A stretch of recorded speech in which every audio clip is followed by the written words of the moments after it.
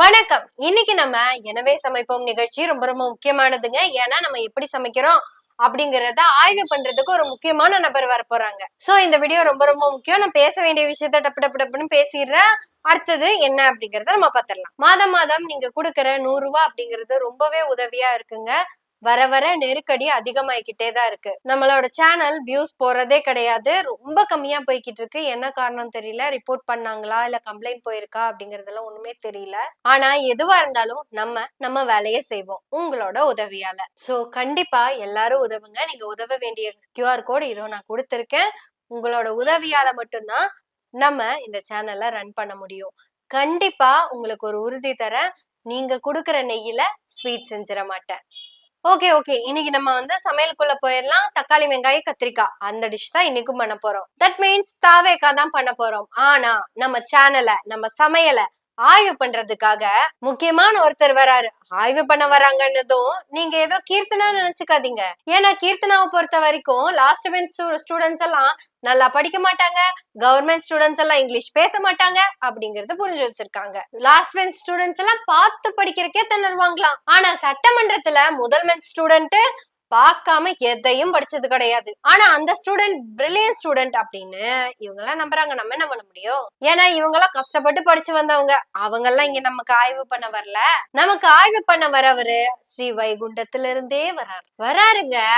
ஏன்னா அவரோட ஆய்வு அப்படிங்கிறது மிக சிறந்த ஆய்வா இருக்கும். ஏற்கனவே டிரைவரா இருந்த அந்த அனுபவத்தை வச்சுதான் ஆர்டிஓவா இவர் வேலையை எடுத்திருக்காரு. ஏற்கனவே அவர் டிரைவரா இருந்த அனுபவத்தை வச்சுதான் ஆர்டிஓ உடைய வேலையை இவர் கையில எடுத்திருக்காரு. ஏன்னா இவருக்கு தான் தெரியும் FC போறப்போ சேஸ் நம்பரை மாத்துறாங்கன்னா என்ன நடக்கும் அப்படிங்கிறது. ஏன்னா இவருக்கு அதோட முன் அனுபவம் நிறைய இருக்கிற மாதிரியே தான் பேசியிருக்காரு. ஆனா நம்ம எதுவும் சொல்லல. அவரு பேரை சொல்லியே ஒரு புள்ள கதறுன்னு கதறிச்சு.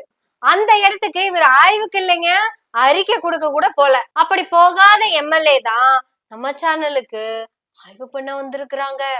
என்னென்ன பண்ண போறாங்களோ தெரியல. ஐயோ சார் வந்துட்டாருங்க. இருங்க நான் போய் சாரை கூப்பிட்டு வரேன். இருங்க சார். வணக்கம் சார். வணக்கம் சார். வாங்க சார். சார் நாங்க எந்த தப்பும் பண்ணல சார். பார்த்து ஆய்வு பண்ணுங்க சார். சார் எங்க வடசட்டியில எல்லாம் FC கரெக்டா பண்ணிருக்கோம் சார். ஏன் சார் இப்படி எல்லாம் பாக்குறீங்க? அந்த குச்சியில மட்டும் லைட்டா பெயிண்ட் போயிருக்கு சார். மத்தபடி அது புதுசுதான் சார், பழசெல்லாம் இல்லைங்க சார். அது புதுசா பழசா புதுசா அது சரியா இருக்கான்னு தான் நான் பார்க்க வந்திருக்கேன். இனி எதுவா இருந்தாலும் நான் தான் பேசுவேன், நீ பேசக்கூடாது. முதல்ல அடுப்புல வடை சட்டியவே எப்படி வைக்கணும்னு தெரியாத நீ எப்படி போய் சமைப்ப? எது நெஞ்சுக்கு நீதியா? ஓ, அடுப்புக்கெல்லாம் பேர் வச்சிருக்கியா நீ? அடுப்புக்கு பேரு வச்ச நீ உடுப்புக்கு ஏன் பேரு வைக்கலன்னு இடுப்புல இருந்து நான் கேக்குறேன். அட ரைமிங்க. அடுப்பு உடுப்பு இடுப்பு இதெல்லாம் பெருசா எடுத்துக்காதீங்க. சரி, உப்பு போட்டிருக்கியா? உப்பு எது? அடுப்பே பத்த வைக்கலையா? அடுப்பே பத்த வைக்காம நீ எப்படி சமைப்ப? அதாவது MLAனா எவ்வளவு ஸ்ட்ரிக்டா இருக்கணும்னு என்ன பார்த்து எல்லாரும் கத்துக்கங்க. அடுப்புதும் பெண்களுக்கு படிப்பதுக்குன்னு கேட்ட காலத்துல இருந்து பெண்களுக்கு பாதுகாப்பே இல்ல அப்படின்னு நாங்க பேசின காலத்துல இருந்து என் கட்சிக்காரங்கனாலேயே பெண்களுக்கு பாதுகாப்பு இல்லைன்னு என்ன பத்தி ஒரு பொண்ணு சொன்னதுக்கு அப்புறமும் நான் ஆய்வு பண்றேன்னா நான் அந்த RTOல இருக்கிற சைடிஓல இருக்கிற ஏதோ வருவோம். உங்களுக்கெல்லாம் தளபதி ஆச்சுன்னு தான் அவ்வளவு தொக்கா போயிருச்சு. கத்திரிக்காய் தொக்கு பண்ற, அதுவும் தக்காளி வெங்காயம் கத்திரிக்காய் தொக்கு. அதுவும் தக்காளி வெங்காயம் கத்திரிக்கான்னு தாவேக்கான்னு நக்கலா வர கட்சி பேரை சொல்றேன். சரி, இந்த வடை சட்டி எப்ப மேனுஃபேக்சரிங் பண்ணது? மேனுஃபேக்சரிங் டேட் இருக்கா? அதுக்கான ப்ரூஃப் இருக்கா? எப்படி எல்லாம் கேக்குறதுக்கு நான் ஒன்னும் ரமேஷ் கிடையாது. சமைக்க தெரிஞ்சவனுக்கு இங்கிலீஷ் தெரியுமா அப்படின்னு கேக்குறதுக்கு நான் ஒன்னும் கீர்த்தனா கிடையாது. நான் ஸ்ரீவைகுண்ட தொகுதி MLA. சிலிண்டர்ல கேஸ் எவ்வளவு இருக்கு முதல்ல அதை செக் பண்ணுவோம். ஓ, நீங்களே சிலிண்டரே இல்லாம சமைக்கிற ஆளுங்க தானே? நல்லா கேட்டுக்கோங்கம்மா, ஒரு விஷயம் ரொம்ப ரொம்ப முக்கியம். தளபதியோட ஆட்சியில எந்த கெட்ட பேரும் வந்துடக்கூடாது. ஏன்னா இந்த RDO ஏற்கனவே திமுக ஆட்சியில இருந்தவர் தான். அவர் எந்த தப்பு செஞ்சிடக்கூடாதுன்னு தான் நான் நேரடி RTOவாவே வந்திருக்கேன். எங்கம்மா சமைக்கிற கரண்டி? இதுவா?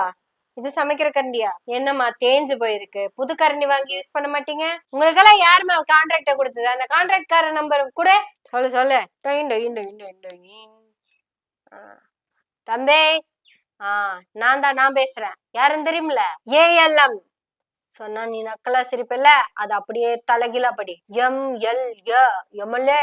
எது MLAனா யாருன்னு கேக்குறியா? என்ன பெரிய வெண்ணெய் அப்படின்னு கேக்குறியா? சரி சரி, நீ இந்த சமையல் கான்ட்ராக்ட் கொடுத்துருக்கல, ஏன் இந்த கரண்டி பாசா இருக்குது? உருப்படியா உன்னால புது கரண்டி வாங்கி கொடுக்க முடியுமா முடியாதா?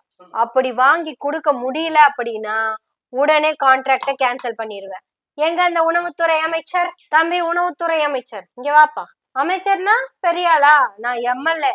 இந்த ரேஷன் கடைக்கு போற அரிசி எல்லாம் இருக்குல்ல, அதெல்லாம் எவ்வளவு சுத்தமா இருக்கணும்னு சொல்லியிருக்காரா இல்லையா?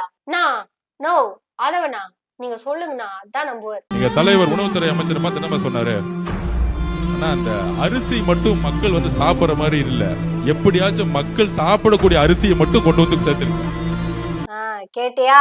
எங்க தளபதி எந்த இடத்துலயுமே மக்கள் கஷ்டப்படக்கூடாதுன்னு நினைச்சிட்டு இருக்காரு. இன்னைக்கு எங்க தளபதி கரூர் போறாருல, கரூர் போகும்போது 12 மணிக்கு போறாருன்னா 11:59 தான் எல்லாரையும் அங்க ஆஜராகணும்னு சொல்லி இருக்கிறாரு.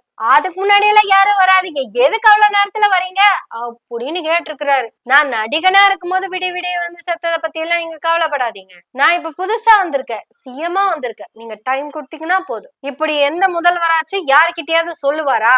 அப்பேற்பட்ட முதல்வருக்கு கீழே இருக்கிற எம்எல்ஏக்கள்லாம் ஒரு ஸ்ரீவைகுண்டம் தொகுதியோட எம்எல்ஏ தான் நான் மட்டும் வந்து ஆய்வு போடலன்னு வச்சுக்கோங்களேன், நீங்க இந்த பழைய கரண்டியில தான் சமைச்சிருப்பீங்க. சோ இந்த தப்பை யாருமே உங்க லைஃப்ல செய்யக்கூடாது. முதல்ல அடுப்பை மாத்துங்க, முதல்ல அந்த நெஞ்சுக்கு நீதிங்கிறத மாத்துங்க, அதுக்கப்புறம் கரண்டிய மாத்துங்க, அதுக்கப்புறம் இதோட ப்ரூஃப் எங்க மேனுஃபேக்சரிங் ப்ரூஃப் கொடுங்க. அப்புறம் இதெல்லாம் மாத்திட்டு புதுசா சமைக்க வாங்க. உங்க இஷ்டத்துக்கு உங்க ஐடியாலஜி படி சமைக்கிறதுக்கு ஒண்ணு இது வேற ஏதோ ஆட்சி கிடையாது, இது தாவேகாவினுடைய ஆட்சி. எல்லாம் பெர்ஃபெக்டா இருக்கணும். என்ன புக்கு வச்சிருக்கீங்க? இந்த புக்கெல்லாம் யார் எழுதுனது? எது சமையல் இருக்கிற இடத்துல புக்குக்கு என்ன வேலை? இதுதான் நீங்க சமைக்க பயன்படுத்துறீங்களா? ஓ, இதெல்லாம் சமையல் குறிப்பு புத்தகங்களா? சரி. ஓகே. இப்படித்தான் ஒரு எம்எல்ஏ ஸ்ட்ரிக்டா ஆய்வு பண்றது எப்படிங்கிற வேலைகளை நாங்க பாத்துக்கிட்டு இருக்கோம். கிட்டத்தட்ட தாவேகா ஆட்சிக்கு வந்ததுக்கு அப்புறம் தடி எடுத்தவெல்லாம் சிஎம் அப்படிங்கிற மாதிரி தாவேகால யாரு வேணா என்ன வேலை வேணா எப்ப வேணா எப்படி வேணா எங்க வேணா பண்ணலாம். சிஎம் ஒரு நாளும் தன்னுடைய வேலையை சிறப்பா செய்யவே இல்லை அப்படிங்கிறதுக்கு அவர் தாங்க சாட்சி. இந்த 50 நாள்ல ஒரே ஒரு டிபார்ட்மெண்ட் மட்டும் தான் தமிழ்நாட்டிலே உருப்படியா வேலை பார்த்திருக்கு. அதாங்க அந்த ஸ்டிக்கர் பிரிண்டிங் கம்பெனி, அந்த பேஸ்டிங் கம்பெனி. இந்த டிபார்ட்மெண்ட் மட்டும் தான் இந்த 50 நாள்ல உருப்படியா வேலை பார்த்திருக்கு தமிழ்நாட்டுல. மகளிர் விடியல் பயணம் இல்லைங்க, இனி அது மகளிர் பயணம். விடியலை தூக்கிட்டாங்க, ஸ்டிக்கர் ஒட்டாம தூக்கிட்டாங்க. இதுதாங்க நீங்க எதிர்பார்த்த மாற்றம். இப்படி திமுக செஞ்ச எல்லா திட்டங்கள்லயும் பேரை மாத்தி வச்சுக்கிறது தான் தாவேகாவின் மாற்றம். நீங்க கேட்ட மாற்றம். இந்த வீடியோ பத்தி நம்ம நேத்து பேசியிருக்கணும், பேசல, அதுதான் இன்னைக்கு போட்டோம். இருந்தாலும் உங்களுடைய சப்போர்ட்டை நீங்க கொடுத்துக்கிட்டே இருங்க. எங்க வீடியோவை நாங்க போட்டுக்கிட்டே தான் இருப்போம். நீங்க செய்யற உதவிக்கும் நன்றி, செய்ய போற உதவிக்கும் நன்றி. மொத்தத்துல அனைவருக்கும் நன்றி.